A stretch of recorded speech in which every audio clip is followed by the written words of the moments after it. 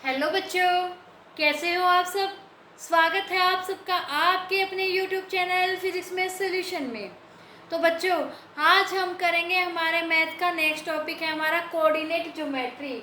आज हम करेंगे कोऑर्डिनेट ज्योमेट्री के बारे में पढ़ेंगे बच्चों।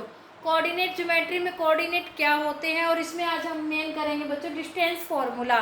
किस प्रकार से हम डिस्टेंस फार्मूले का यूज करते हैं, क्या होता है डिस्टेंस फार्मूला। ओके बच्चों, तो आज का हमारा टॉपिक स्टार्ट करने से पहले हमारी वीडियो को लाइक कर दीजिए, शेयर कर दीजिए। चलिए स्टार्ट करते हैं हमारा आज का टॉपिक कोऑर्डिनेट ज्योमेट्री। आप जैसे इसके नाम से पता लग रहा है कोऑर्डिनेट, सबसे पहले तो आप लोगों को पता होना चाहिए कोऑर्डिनेट क्या होते हैं। कोई भी पॉइंट है, मान लीजिए ये पॉइंट है, ये पॉइंट की पोजीशन क्या है, उसके कुछ ऐसे क्या होता है, कुछ नंबर लिखे होते हैं, मान लीजिए कोई 2 है, कोई 3 है, ऐसे लिखे होते हैं। तो जो ये पॉइंट है ना, इन्हीं को हम कोऑर्डिनेट बोलते हैं, इन्हीं को कोऑर्डिनेट बोलते हैं। ये पहले वाला जो नंबर होती है, डिजिट होती है, इसे हम x का कोऑर्डिनेट बोलते हैं और इसके बोलते हैं हम y का कोऑर्डिनेट। क्या बोलते हैं? y का कोऑर्डिनेट। जो x कोऑर्डिनेट होते हैं इसको हम बोलते हैं एब्सिका। क्या बोलेंगे बच्चों? एब्सिका। ओके। और जो y का कोऑर्डिनेट होती है इसे बोलते हैं बच्चों ऑर्डिनेट। क्या बोलते हैं हम? ऑर्डिनेट। जो x कोऑर्डिनेट की डिस्टेंसेस होती है ना, ये क्या होती है, सारी की सारी y एक्सिस से मापी जाती है। यानी ये क्या होती है? Distance from y axis. और ये क्या होती है बच्चों? ये होती है डिस्टेंस फ्रॉम x एक्सिस। कैसे आप लोगों को कंफ्यूजन होगा? कैसे बच्चों? मान लीजिए आप लोगों को पता है ये दो परपेंडिकुलर लाइंस होती है, पता है इनके बारे में। और इनके बारे में पता है तो आप लोगों को ये भी पता होगी, इसे हम एक्स एक्सिस बोलते हैं और इसे बोलते हैं हम वाई एक्सिस। क्या बोलते हैं हम? Y axis. अब एक्स एक्सिस के पॉइंट कहाँ होते हैं बच्चों? वो इस लाइन पर होते हैं। ये लाइन क्या है? ये वाई एक्सिस है। इसके डिस्टेंस, इससे जो डिस्टेंस बनेगी उसी को हमने एक्स एक्सिस के पॉइंट का है। तो बच्चों यही तो है इसके अंदर। क्या है? यही है इसके अंदर है। ऐसे ही मान लीजिए यहाँ पर ये वाई एक्सिस है, इसके जो ये y है, y के जो पॉइंट होंगे वो किससे होंगे? इससे x एक्सिस से डिस्टेंस में माने जाएंगे। यानी x एक्सिस से जो उसकी डिस्टेंस होगी वही क्या माने जाएंगे? इसके y के पॉइंट माने जाएंगे। आई बात समझ में बच्चों? x एक्सिस पे जो पॉइंट होंगे बच्चों, मान लीजिए कोई पॉइंट यहाँ पर है तो उस पर क्या होगा? उस पर x का तो कुछ ना कुछ पॉइंट होगा, बट y क्या होगा? आपका 0 होगा। क्यों? क्योंकि ये जो इंटरसेक्शन पॉइंट होता है ना, इनका इसे ओरिजिन बोलते हैं और यहाँ पर x और y दोनों की वैल्यू 0 होती है। अब यहाँ पे मान लीजिए x की वैल्यू तो 3 हो, लेकिन y तो यहाँ पर 0 है। सिमिलरली अगर हम यहाँ पर लेते हैं, मान लीजिए यहाँ पर लिया है, यहाँ पर क्या है? y 3 है, तो x क्या है? x तो 0 है, तो इसके कोऑर्डिनेट हम कैसे लिखेंगे? ऐसे लिखेंगे। आ गया समझ में बच्चों? चलिए अब हम देखते हैं आगे हमारा distance formula. Distance formula, distance formula बच्चों आया कहाँ से है बच्चों? आप लोगों को पाइथागोरस थ्योरम आप लोगों ने पढ़ी है, ये उसी से आया है। किससे आया है? पाइथागोरस थ्योरम से। ये होता क्या है बच्चों? ये होता है x2 माइनस x1 का स्क्वायर प्लस में y2 माइनस y1 का स्क्वायर। अब आप लोग कहोगे x2 x1 y2 y1 है क्या? ये है बच्चों पॉइंट। आप लोगों ने पाइथागोरस थ्योरम की है, ऐसा होता है ना पाइथागोरस थ्योरम में, ये होता है 90 डिग्री का अंदर एंगल। ये जो साइड होती है, ये मान लीजिए h है, ये बेस है, ये परपेंडिकुलर, तो हम इसको ऐसे लिखते हैं ना, h का square is equal to p का स्क्वायर प्लस में b का स्क्वायर। क्यों? क्योंकि हमें इसकी डिस्टेंसेस पता होती है। लेकिन अगर डिस्टेंस की बजाय इन्होंने क्या कोऑर्डिनेट दे रखे हैं, कोऑर्डिनेट दे रखे, तो बच्चों वो भी यही चीज है। ये देखिए x2 माइनस x1 का स्क्वायर डेट इज मान लीजिए p का स्क्वायर, y2 माइनस y1 का स्क्वायर मान लीजिए b का स्क्वायर, और ये h का स्क्वायर, यानी मान लीजिए डिस्टेंस h है, मान लीजिए हम डिस्टेंस को h मान रहे हैं, तो यहाँ पे मैं डिस्टेंस लिख रही हूँ। अगर हम इसका स्क्वायर हटा देते हैं तो यहाँ पे ये रूट बन जाता है, तो ये वही बात है। अब ये x2 x1 कैसे है? मान लीजिए कोई भी एक पॉइंट है यहाँ पर P, एक पॉइंट है यहाँ पर Q, इन दोनों के बीच की डिस्टेंस निकालनी। जो इसके पॉइंट हम इसे x1 y1 मानेंगे और इसको x2 और y2 मानेंगे, और फिर हम इनके बीच की डिस्टेंस निकाल लेंगे। इसको बच्चों हम ऐसे भी लिख सकते हैं, x1 माइनस में x2 का स्क्वायर प्लस में y1 माइनस में y2 का स्क्वायर। इसमें कोई फर्क नहीं पड़ता बच्चों, आप लोग ऐसे लिखो या ऐसे लिखो। क्यों? क्योंकि इनके ऊपर स्क्वायर है, इस वजह से आप देख सकते हैं इनके ऊपर स्क्वायर है, इस वजह से इस बात में कोई फर्क नहीं पड़ता। चलिए बच्चों, अब हमें फॉर्मूला तो पता लग गया, लेकिन हम एक दो सम सोल्व करेंगे तभी हमें समझ में आएगा ना इस फॉर्मूले के बारे में। चलो बच्चे, अब हम करते हैं एक दो सम सोल्व। सबसे पहले हम अपना डिस्टेंस फॉर्मूला लिख लेते हैं ताकि हमें कोई कंफ्यूजन ना हो आगे। क्या है डिस्टेंस फॉर्मूला हमारा? x2 माइनस x1 का स्क्वायर प्लस में y2 माइनस y1 का स्क्वायर। चलिए मान लीजिए हम कर रहे हैं कोई सम, चलिए देखते हैं। मान लीजिए कोई पहला सम है, इन्होंने पॉइंट दे रखे हैं। क्या है? मान लीजिए कोई P पॉइंट है। क्या है? कोई P पॉइंट है, उसके कोऑर्डिनेट क्या है? -5 और 7। एक है मान लीजिए कोई Q पॉइंट है, उसके कोऑर्डिनेट है -1 और 3। क्या है? -1 3। मान लीजिए यहाँ पर P पॉइंट है और यहाँ पर ये Q पॉइंट है। ओके, इन्होंने क्या कहा है? इनकी डिस्टेंस निकालिए। तो डिस्टेंस कैसे निकालोगे? आप लोगों को P Q निकालनी है। तो ये है हमारे पास डिस्टेंस फॉर्मूला, इसमें जस्ट वैल्यू पुट करनी है बच्चों। ये हो गया हमारा x1, ये हो गया y1, ये हो गया x2 और ये हो गया y2। अब कुछ भी नहीं रहा इसमें, चलिए अब पुट कर दीजिए। x2 यानी -1, उसके बाद है माइनस x1 क्या है? -5। ओके बच्चों, स्क्वायर प्लस में y2 क्या है? 3 माइनस y1 क्या है? 7 स्क्वायर। अब इसे सॉल्व कर लीजिए। कैसे होगा? -1 माइनस माइनस क्या हो जाएगी बच्चों? +5 होल स्क्वायर प्लस में -4 का होल स्क्वायर। ठीक है ना बच्चों? यहाँ पे क्या हो जाएगा बच्चों? 4 का स्क्वायर प्लस में 16।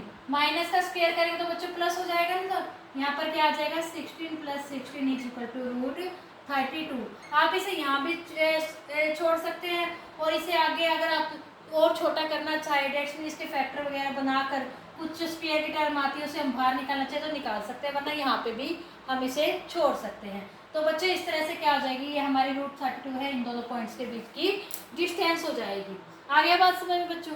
अगर मान लीजिए ये तो हमारा एक टाइप जिसमें सिंपली आप लोगों को डिस्टेंस पूछ लेते हैं।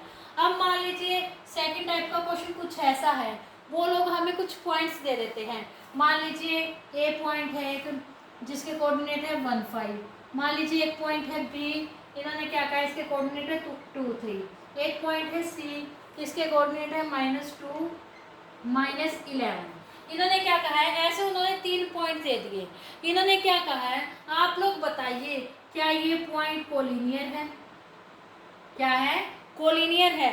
तो आप इनको कैसे कोलिनियर प्रूव करोगे? मान लीजिए हमने ऐसे है कुछ ये पॉइंट ए बी सी, कुछ ऐसे जस्ट हमने माना है, हमें नहीं पता ये कोलिनियर है कि नहीं है। मान लीजिए ए पॉइंट है ये बी है और ये सी है। हम इनको कोलिनियर कैसे प्रूव करेंगे? अगर कि हम इनके बीच की क्या करेंगे? डिस्टेंसेस निकालेंगे। क्या डिस्टेंस निकालेंगे? पहले ए और बी के बीच की डिस्टेंस निकालेंगे, यानी ए बी निकालेंगे। फिर हम बी और सी के बीच की डिस्टेंस निकालेंगे, यानी बी सी निकालेंगे। फिर हम सी और ए के बीच की डिस्टेंस निकालेंगे, यानी सी ए निकालेंगे। अगर हमारी डिस्टेंसेज मतलब कि जो हमने डिस्टेंस निकाली, कोई भी दो डिस्टेंस हमारी तीसरी डिस्टेंस के सम के इक्वल आ जाती है। क्या है? अगर हमारी किन्हीं भी दो, मान लीजिए ए बी और बी सी है, ये दो डिस्टेंस हमने निकाली, अगर इनका सम इसके इक्वल आ जाता है तो हम कहेंगे कोलिनियर है। क्यों? देखिए, अगर A B plus B C करेंगे तो वो क्या बनता है? सी ए ही तो बनता है, तभी तो कोलिनियर हो गए। ये मैंने तभी लगा के दिखाई थी बच्चों। चलिए इसको हम कैसे करेंगे? तो सबसे पहले हम ए बी निकालेंगे। ए बी कैसे निकालेंगे बच्चों? वही डिस्टेंस फॉर्मूले से निकालेंगे। इसको हम मान लेते हैं x1, इसको y1, इसको x2 और इसको y2। तो कैसे निकालोगे बच्चों? 2 - 1 का स्क्वायर प्लस में 3 - 5 का स्क्वायर। ये देख लीजिए, x2 - x1 का स्क्वायर, y2 - y1 का स्क्वायर। सॉल्व कर लीजिए तो यहाँ पर क्या हो जाएगा? 1 का स्क्वायर माइनस का 2 का स्क्वायर, तो यहाँ क्या हो जाएगा? 1 प्लस में 4 = √5। सिमिलरली हम ऐसे ही बी सी निकाल लेते हैं। बी सी के केस में हम क्या करेंगे? मान लीजिए ये x1 है, ये y1 है, ये x2 है और ये y2 है। चलिए अब इनको निकाल लेते हैं। x2 क्या है बच्चों? -2 - 2 का होल स्क्वायर प्लस में -11 -3 का स्क्वायर। ठीक है ना बच्चों? अब इसको सॉल्व कर लीजिए। -4 का स्क्वायर प्लस में -14 का स्क्वायर, क्या आएगा बच्चों? ये 16। आप इसको सॉल्व कर लीजिए। 14, आप जब आप 14 और 14 की मल्टीप्लाई करोगे तो क्या आता है बच्चों? 196। ये किसके इक्वल हो जाएगा बच्चों? 212 के इक्वल। ओके बच्चों, आगे समझ में आप निकाल लीजिए सी ए निकालेंगे तो हम मान लीजिए अब हमारे पास ये पॉइंट है, हम इनको यही मान लें x2 -2 -1 का स्क्वायर प्लस में -11 -5 का स्क्वायर। ठीक है ना बच्चों? बिल्कुल।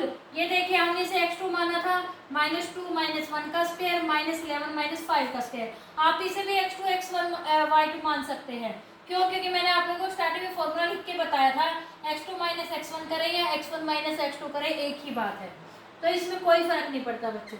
चलिए निकालते हैं इसको। -3 का स्क्वायर, तो यहाँ पर क्या आ जाएगा बच्चों? ये क्या है? -11 -5 क्या हो जाएगा? -16 का स्क्वायर। इसको सॉल्व कीजिए। 9 प्लस में आप 16 और 16 की मल्टीप्लाई करोगे तो क्या आएगी बच्चों? आई थिंक इतना आता होगा, बाकी आप लोग करके देख लेना। ये ओवरऑल हो जाएगा बच्चों 265। अब आप देखिए क्या इन दोनों इनमें से दो का सम तीसरे के बराबर आ रहा है? आप देख रहे हैं ये √5 है, ये 12 है, ये 65 है। अगर इनके ऊपर रूट भी नहीं होता, हम 212 में 5 जोड़ते तो कितना आ जाता है? 217 यानी 270 और ये कितना? 265। इसका मतलब हम क्या कह रहे हैं? ए बी प्लस में सी ए का सम बी सी के इक्वल नहीं है। ठीक है, ये पॉइंट हमारे जरूरी नहीं थे बच्चों ऐसे हो। ए बी ये पॉइंट कैसे भी हो सकते थे, हमें सिर्फ मैंने समझाने के लिए तुम्हें बताया था। इसका मैं क्या है, इसका सम, ये जो दो छोटी डिस्टेंसेज है हमारी A B plus B C, इन दोनों का sum, sorry A B plus में बी सी का सम सी ए के इक्वल, जिसकी ज़्यादा है वैल्यू नहीं है, यानी किन्हीं भी दो का डिस्टेंस का सम तीसरे के इक्वल नहीं है, तो हम कहेंगे ये कोलिनियर नहीं है। क्या नहीं है? ये कोलिनियर नहीं है। आगे बात समझ में बच्चों? आई होप बच्चों आप लोगों को ये बहुत अच्छे से समझ में आने लग रहे होंगे। चलिए हम एक सम और कर लेते हैं, बाकी टाइप हम करेंगे नेक्स्ट में हमारे। एक और मान लीजिए ऐसे आप लोगों को कुछ पॉइंट्स दे रखे हैं। मान लीजिए ए पॉइंट है 5 -2, बी पॉइंट है 6 4 और सी पॉइंट है 7 -2। ऐसा कुछ पॉइंट है। इन्होंने क्या कहा है, आप प्रूव कीजिए ये जो तीनों पॉइंट है, तीनों पॉइंट मिलकर एक आइसोस्केल ट्रायंगल बना रहे हैं। क्या बना रहे हैं? आइसोस्केल ट्रायंगल।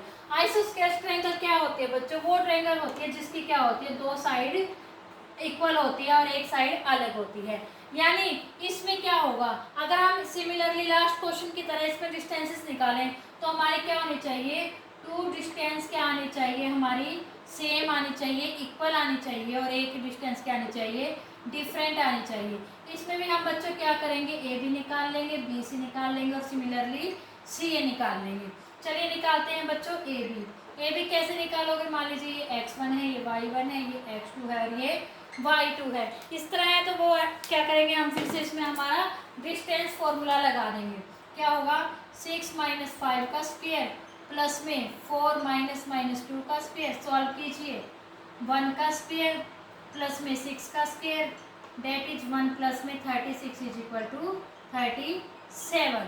अब निकाल लीजिए ऐसे ही बी सी। बी सी में हम क्या करेंगे? ये x1 y1 मान लेते हैं और ये x2 y2 मान लेते हैं। चलिए सॉल्व करें इसे भी।